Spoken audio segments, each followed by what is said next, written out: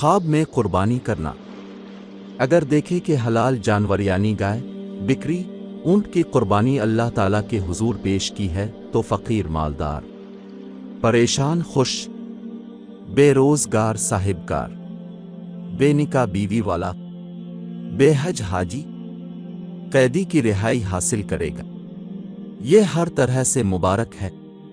اگر دیکھے کہ قربانی کے لیے جنگل میں گئے ہیں تو جس سے خوف زدہ ہیں اس سے نجات پائیں گے۔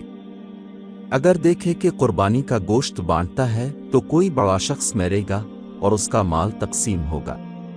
اگر دیکھے کہ قربانی کا گوشت چرایا ہے تو بدعقیدگی کی جانب اشارہ ہے۔ اگر عورت دیکھے کہ قربانی دیتی ہے تو یہ اس کے لیے فرزند سالے کی بشارت ہے۔